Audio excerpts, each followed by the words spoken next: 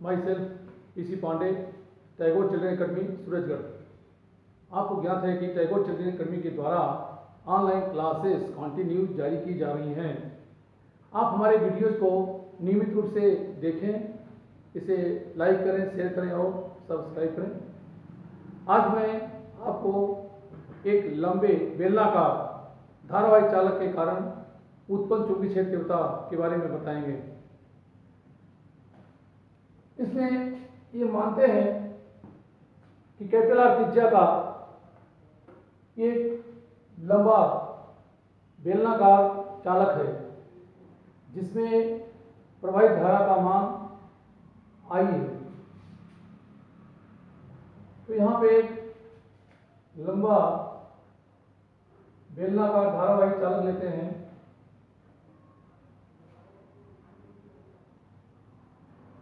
इस लंबे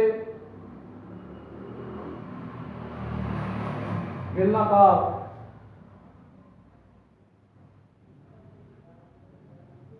चालक की त्रिज्या कैपिटल आर लेते हैं।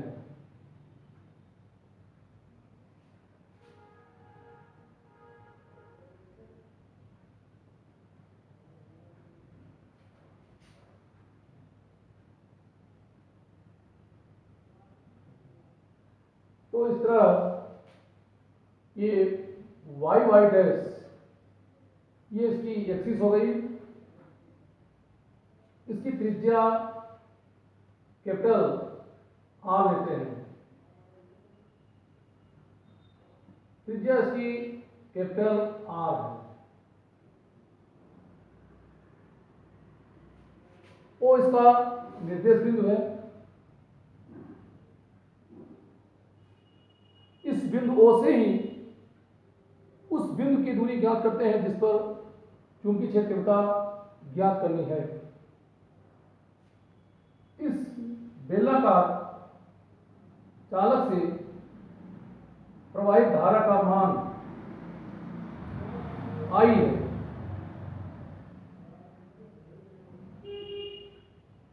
यानी इसमें से कुल प्रवाहित धारा का मान कैपिटल I है।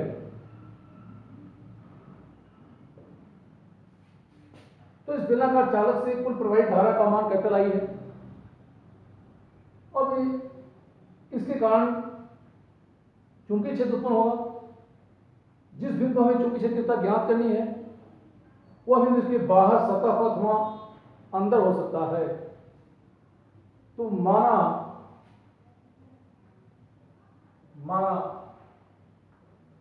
कैपिटल आर त्रिज्या थी। माना कैपिटल आर त्रिज्या का एक लंबा बेलनाकार चालक है। लंबा बेलनाकार चालक है।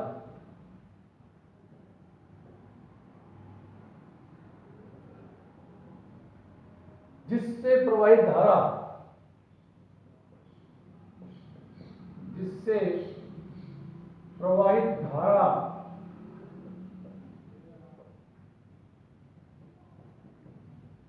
का मान I है। यानी इस बेलनाकार चालक से कुल I धारा प्रवाहित हो रही है।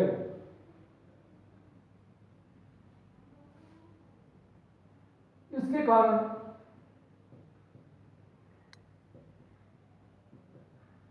जिस बिंदु पर विद्युत क्षेत्र तीव्रता ज्ञात करनी है वह बिंदु इसके बाहर सतह पर अथवा अंदर हो सकता है। इसके कारण जिस बिंदु पर चुंबकीय क्षेत्र की तीव्रता ज्ञात करनी है, चुंबकीय क्षेत्र तीव्रता ज्ञात करनी है,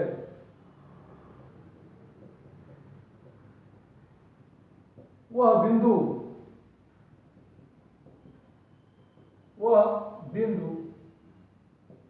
इसके बाहर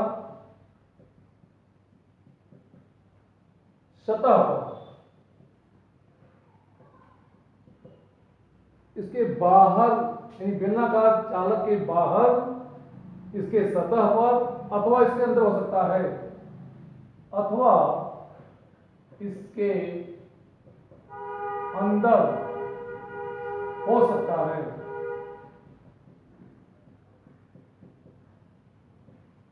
तो सबसे पहले हम यह लेते हैं कि वह बिंदु जिस पर हमें चुंबकीय क्षेत्रता ज्ञात करनी है बेलनाकार चालक के बाहर है। तो नंबर 1, जब बिंदु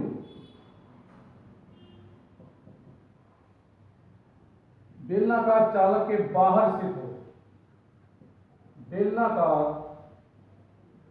चालक के बाहर स्थित हो, के बाहर स्थित हो। अगर बिंदु बेलनाकार चालक के बाहर स्थित है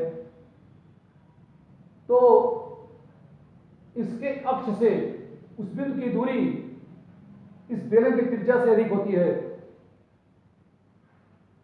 हमें जिस बिंदु पर चुंबकीय क्षेत्रता ज्ञात करनी है उसकी दूरी सदैव इस बेलन के अक्ष से मापते हैं। तो यह मान लेते हैं कि वह बिंदु r दूरी पे है और यह बिंदु है तो बाहर, लेकिन इसके अक्ष से d दूरी पर स्थित है। अब इस बिंदु P पर हमें चुंबकीय क्षेत्रता ज्ञात करनी है। तो इस बेलन के अक्ष से यानी इस निर्देश बिंदु से इस P की जो दूरी है वो इसकी त्रिज्या से अधिक होगी। तो यहां पे small d greater than capital R है। इस बिंदु P पर चुंबकीय क्षेत्रता ज्ञात करने के लिए O को केंद्र मानकर d त्रिज्या के एक बंद पथ की कल्पना करते हैं जिससे बिंदु P उस बंद पथ पर उपस्थित हो। तो O को केंद्र मानकर d त्रिज्या के बंद पास यानी बंद परिपथ की कल्पना करते हैं जिससे कि बिंदु P इस पथ पर स्थित हो।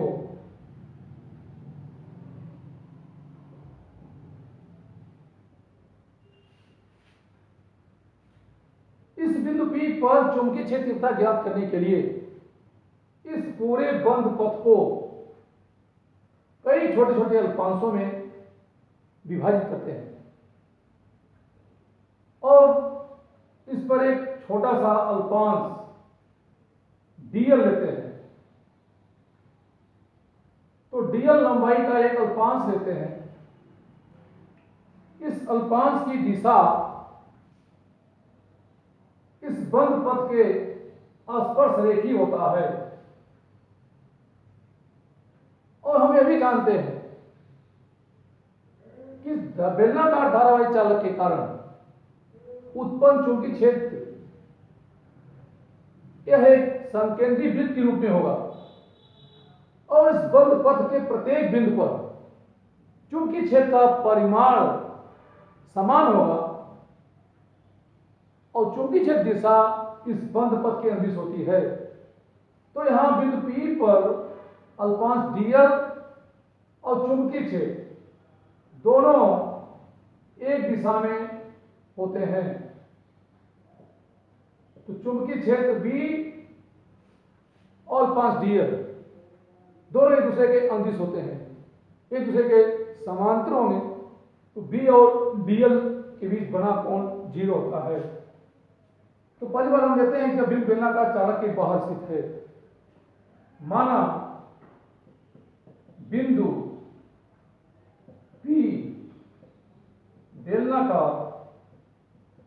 बेलनाकार चालक के बाहर तथा इसके अक्ष से अर्थात इस बिंदु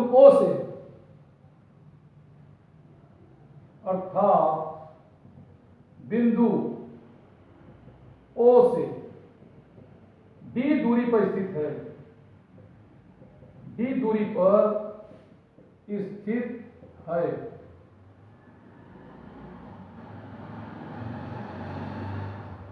बिंदु P पर चुंबकीय क्षेत्र ज्ञात करने के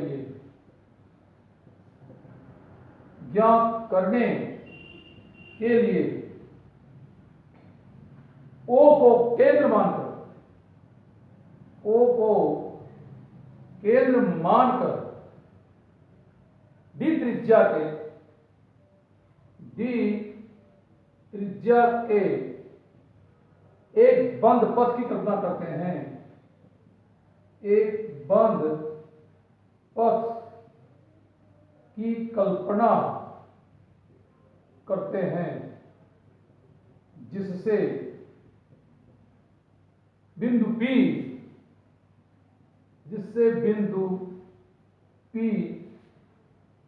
इस बंद पथ पर स्थित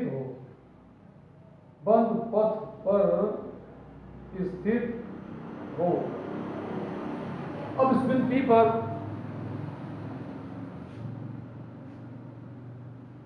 एक अल्पांश dl लेते हैं।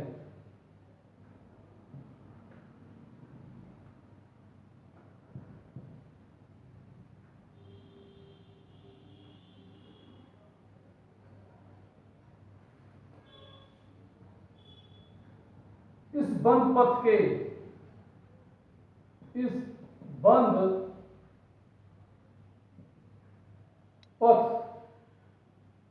बंद पथ के बिंदु P पर एक अल्पांश लेते हैं।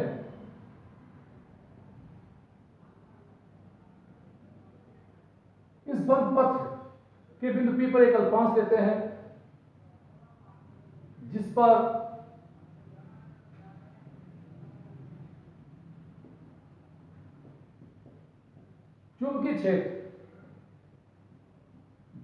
चुंबकीय क्षेत्र की दिशा तथा अल्पांश dl एक दूसरे के समांतर होते हैं।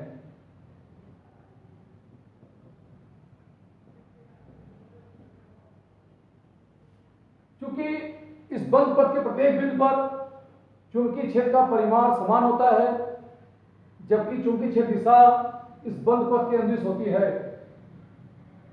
तो इस तरह एम्पीयर के परिपथीय नियम के अनुसार इस बंद पथ के अंदिश चुंबकीय क्षेत्र का रेखीय समाकलन, अतः एम्पीयर के परिपथीय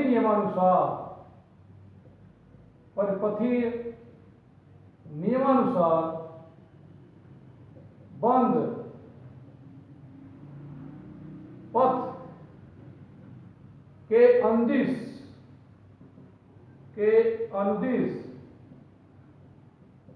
चुंबकीय क्षेत्र का रेखीय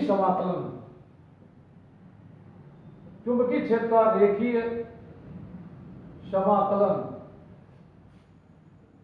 close integral B dot dl। यहां बिंदु P बाहर है तो इसलिए हम यहां पे B आउट लिखते हैं। यहां B आउट मीन्स बाहर बिंदु पर चुंबकीय क्षेत्र होता इंटू dl। ये इक्वल हो जाएगा म्यू नॉट इंटू सिग्मा आई। किंतु हम ये देख रहे हैं कि इस पूरे बेलनाकार चालक से कुल प्रवाहित धारा का मान आई है, तो यहां पे sigma I equal to I लेते हैं। तो close integral B dot dl, इसको हम लिख सकते हैं बी डीएल कोस थीटा, ये इक्वल टू हो जाएगा म्यू नॉट इंटू आई।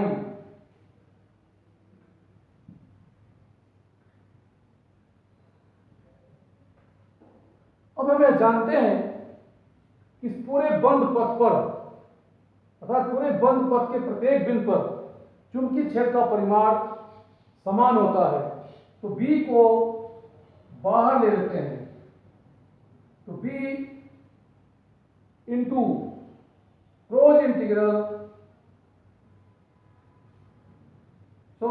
एक चीज हमें यहां ध्यान देना है कि यहां पे B चुंबकीय क्षेत्र B और dl ये दोनों समांतर हैं, इसलिए थीटा की वैल्यू 0 होगी, तो कोस 0 वैल्यू 1 होता है।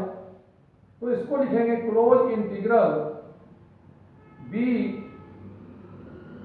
dl equal mu naught I. अब B को तो बाहर ले लेते हैं, तो अब इसके अंदर बच गया dl, यानी B out into close integral dl is equal mu naught I. यहां dl इस बंद पास पर लिया गया एक अल्पांश है, और इस तरह बंद पास पर इस बंद परिपथ पर अनेकों अल्पांश होंगे। तो इस तरह बंद पथ पर स्थित सभी अल्पांशों का योग इसके परिधि अर्थात 2 पाई डी के बराबर होगा। तो यहां पे क्लोज इंटीग्रल dl ये इक्वल टू हो जाएगा 2 पाई डी, जो पूरे बंद पथ पर उपस्थित अल्पांशों का योग है। तो इस तरह बाहर बिंदु पर चुंबकीय क्षेत्र तीव्रता B out into 2 pi D is equal mu naught I होगा। फिर यहां से हम यह देखते हैं कि बाहर बिंदु पे जो तीव्रता है उसकी value mu naught I by 2 pi D होगी। यह समीकरण 1 रूप में प्राप्त होता है। इस समीकरण 1 से ज्ञात होता है कि बाहर बिंदु जो तीव्रता है इसकी वैल्यू यह दूरी d के व्युत्क्रमानुपाती है, अर्थात जैसे जैसे बाहर की ओर हम चलते जाएंगे दूरी के बढ़ने से तीव्रता में कमी आती जाएगी। तो पहली स्थिति थी जब बिंदु इस बेलनाकार चालक के बाहर स्थित था। दूसरी स्थिति होगी जब बिंदु इस बेलनाकार चालक के सतह पर स्थित हो। तो नंबर 2 लेते हैं, जब बिंदु P बेलनाकार चालक के सतह पर स्थित हो।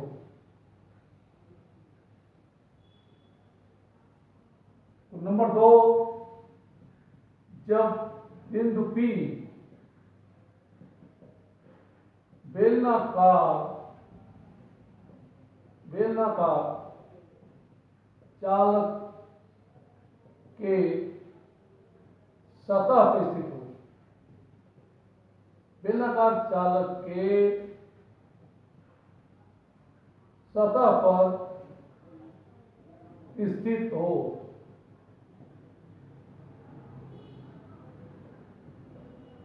अगर बिंदु P इस बेलनाकार चालक के सतह पर स्थित होगा तो इसके अक्ष से उस बिंदु की दूरी इसके त्रिज्या r के बराबर होगा, यानी small d equal to capital R। यदि बिंदु P सतह पर बेलनाकार चालक के सतह पर स्थित है तो समीकरण 1 में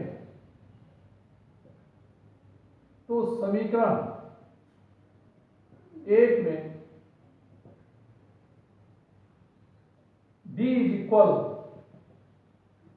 कैपिटल आर रखने से, कैपिटल आर रखने से इस बेलनाकार चालक के सतह पर, इसके सरफेस पर चूंकि क्षेत्र तीव्रता bs is equal mu naught I by 2 pi R होगा। यहां bs से तात्पर्य है इसके सरफेस पर चूंकि क्षेत्र तीव्रता, तो सरफेस पर चूंकि क्षेत्र तीव्रता mu naught I by 2 pi R होगा। अब तीसरी स्थिति होती है जब वह बिंदु इस बेलनाकार चालक के अंदर स्थित हो। तो नंबर 3, जब बिंदु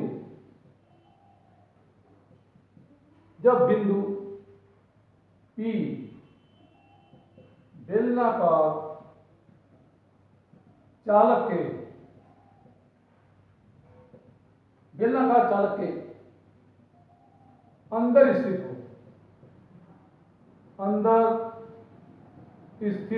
हो,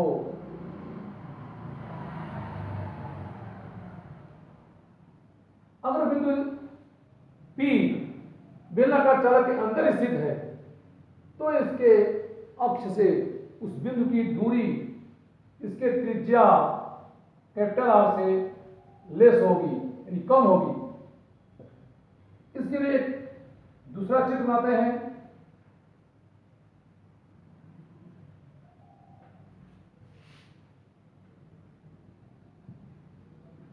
तीसरी स्थिति में हम देखते हैं कि बिंदु इस बेलनाकार चालक के अंदर स्थित है। अगर ये बिंदु बेलनाकार चालक के अंदर स्थित है, जो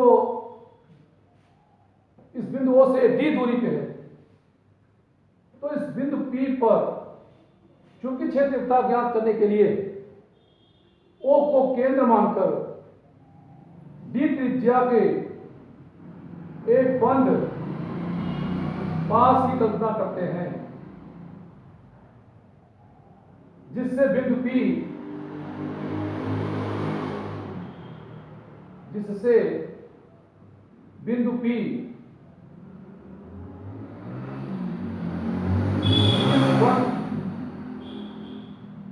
पाथ पर स्थित हो, बंद पथ पर स्थित हो, और इस पर एक छोटा सा अल्पांश dl लेते हैं।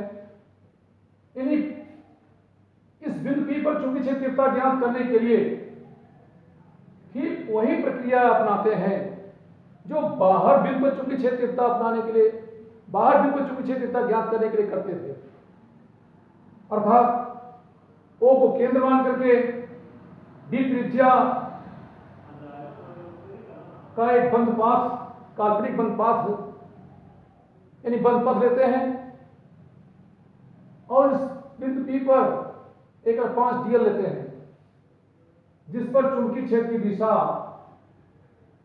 B और इस अल्पांश dl दोनों की दिशा समान होती है। अब एम्पीयर के परिपथीय नियम से इस बंद पाथ के अंदर चुंबकीय क्षेत्र का रेखीय समाकलन ज्ञात करते हैं, किंतु यह देखते हैं कि इस पूरे बेलन की जब त्रिज्या कैपिटल आर थी तो इसके अनुप्रस्थ काट क्षेत्रफल का मान पाई आर स्क्वायर था, लेकिन यहां पर अब इस त्रिज्या इसकी d होगी तो इसके अनुप्रस्थ काट क्षेत्रफल का मान पाई d स्क्वायर होगा, क्योंकि d त्रिज्या का बंधपात लेते हैं। तो अब पाई d स्क्वायर क्षेत्रफल से गुजरने वाली धारा का मान कम होगा। तो इसमें से सपोज करते हैं कि टोटल इसमें से धारा जो प्रवाहित हो रही है उसका मान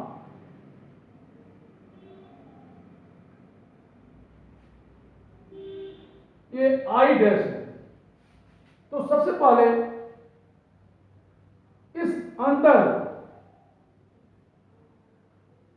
बने इस बंद पाथ से घिरे क्षेत्रफल से पार होने वाली धारा का मान I डैश ज्ञात करते हैं।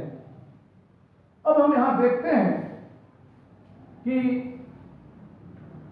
इस अंदर बने बंद पास से गुजरने वाली धारा का मान I डैश है, जबकि इस बंद पास का काट क्षेत्रफल पाई डी स्क्वायर है। अगर पाई डी स्क्वायर यदि pi D square pi R square काट क्षेत्रफल से प्रवाहित धारा I है, तो एकांक काट क्षेत्रफल से प्रवाहित धारा की value I by pi R square होगा। तो क्योंकि पाई आर स्क्वायर काट क्षेत्रफल से प्रवाहित धारा की वैल्यू I है, तो एकांक काट क्षेत्रफल से प्रवाहित धारा की value I by pi square होगा। इसलिए पाई डी स्क्वायर क्षेत्रफल से प्रवाहित धारा की value I by pi R square into pi D square होगा। तो यहां पाई से पाई कैंसिल कर दें, ये value I into D square by R square होगा और यह वैल्यू I डैश इक्वल होगा।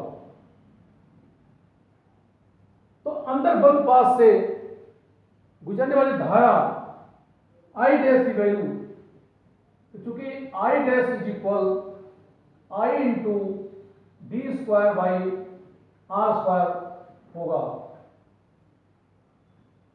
यह हो गया इस अंदर बंद पास से गुजरने वाली धारा की वैल्यू।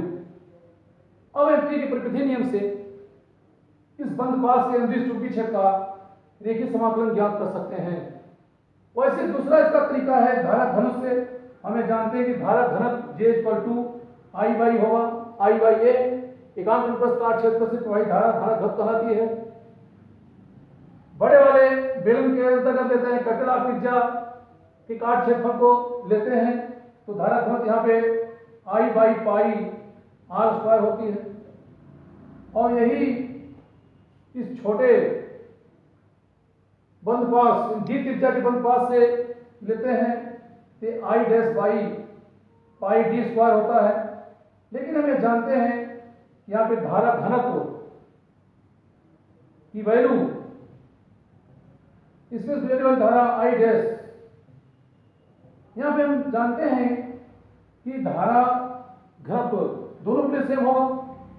तो इसको अगर इक्वल कर दिया जाए I by pi R square, I by pi R square is equal I dash by pi D square कर दें, तो यहां से भी पाई पाई कैंसिल हो जाएगा, तो I dash is equal to I into D square by R square प्राप्त हो जाता है।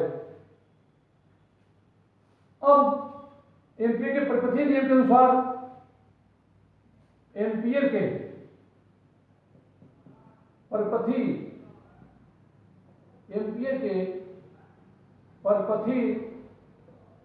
नियमानुसार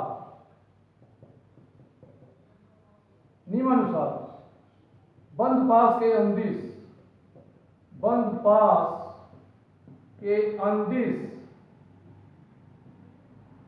अंदिश चुंबकीय क्षेत्र का रेखीय समाकलन, चुंबकीय क्षेत्र का रेखीय समाकलन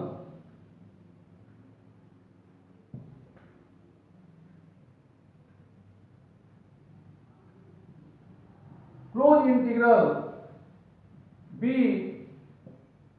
डॉट dl, ये इसके इनसाइड अंदर है, तो हो जाएगा म्यू नॉट I डैश, या इसको लिखेंगे B dl cos theta is equal mu not I dash. यहां पर B और dl ये दोनों समांतर होते हैं, इसलिए इनके बीच थीटा 0 होगा। तो cos 0 की वैल्यू 1 होगी, इसलिए क्लोज इंटीग्रल b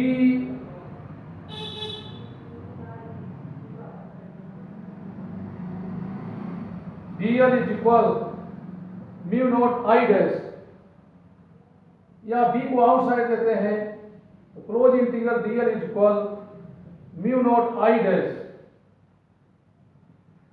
या यहां पर dl बंद पथ पर लिया गया कल्पांश है और इस तरह पूरे परिधि का जो क्षेत्रफल होगा, इस परिधि का क्षेत्रफल 2 पाई d होता है। यहां पे close integral dl is equal 2 pi d लेते हैं, तो अब इसके प्लेस पे 2 पाई d लिखेंगे, तो mu naught as per mu naught I dash, या इनसाइड इसके अंदर चूंकि क्षेत्र तीव्रता का मान mu naught I dash by 2 pi d होता है। अब हम यहां आई डैश की वैल्यू रखते हैं, आई डैश की यहां पर वैल्यू रखें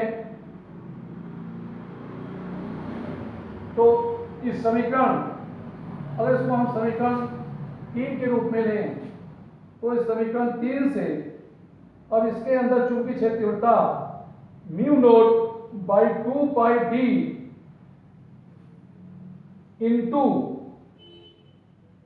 यहां आई डैश की वैल्यू रखते हैं, तो आई डैश की वैल्यू यहां पर I into D square by R square होगा, तो ये d से d कैंसिल हो जाएगा।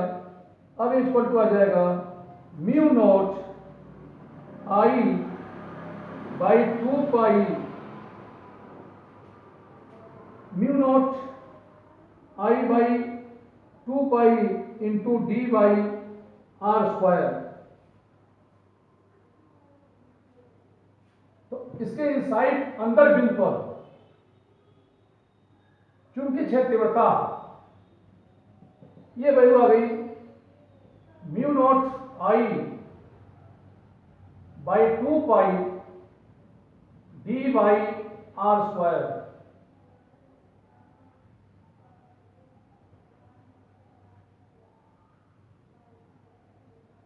अब ये देखते हैं कि अगर इसको सरफेस पर चूंकि क्षेत्र तीव्रता के फार्मूला लेते हैं तो इसके दूसरे पदों में लिख सकते हैं। ये तो गया इक्वेशन हो, या इसको लिख सकते हैं mu naught I by 2 pi R into D by R. तो ये value mu naught I by 2 pi R, ये इस बेलनाकार चालक के सरफेस पे, इसके सतह पर चूंकि क्षेत्र तीव्रता होती है, तो इस प्रकार लिख सकते हैं कि इसके अंदर बिंदु पर चूंकि क्षेत्र तीव्रता इसके सरफेस पे चूंकि क्षेत्र तीव्रता के मान का डी बाई आर होता है। अब इसे एक ग्राफी निरूपण के रूप में दर्शाएं, यानी तीव्रता का दूरी d के साथ ग्राफी निरूपण प्रदर्शित करें, तो इधर x एक्सिस और इधर y एक्सिस के रूप में ले लें। तो ये देखते हैं कि इसके अक्ष O से, यानी बिंदु O से जब हम आगे बढ़ते जाएंगे तो इधर दूरी ले लेते हैं d, और इस तरफ y एक्सिस पे इधर मैग्नेटिक फील्ड इंटेंसिटी यानी B को ले लेते हैं। तो देखते हैं कि जैसे जैसे बिंदु O से सतह की ओर चलते हैं वैसे वैसे चूंकि क्षेत्र तीव्रता इस समीकरण 4 से यहां ज्ञात होता है कि अंदर जो तीव्रता है ये तो दूरी d के समानुपाती है, यानी अंदर बिंदु पर तीव्रता ये दूरी d के समानुपाती है जब d की वैल्यू कैपिटल R से स्मॉल है, और जब इसके सरफेस पहुंच जाते हैं यानी जब स्मॉल डी कैपिटल आर के बराबर हो जाता है तो इसके सरफेस पे चुंबकीय क्षेत्र तीव्रता सबसे ज्यादा होती है, यानी इसकी वैल्यू हो जाएगी mu naught I by 2 pi are capital R. फिर जब इससे हम आगे चलते हैं फिर दूरी बढ़ने के साथ तीव्रता में कमी आती है, यानी जब डी ग्रेटर होता है कैपिटल आर से तो बाहर बिंदु पर जो तीव्रता है वो दूरी के व्युत्क्रमानुपाती होती है। तो इसके अक्ष से सतह की ओर चलते हैं तो दूरी बढ़ने के साथ तीव्रता बढ़ती है, इसके सतह पर तीव्रता सर्वाधिक होती है, और जब सतह से बाहर चलते हैं फिर तीव्रता घटती है जिसका मान दूरी के व्युत्क्रमानुपाती है। तो हमारे वीडियो को देखें, इसको आप लाइक करें और सब्सक्राइब करें। आपको वीडियो देखने के लिए धन्यवाद। Thank you.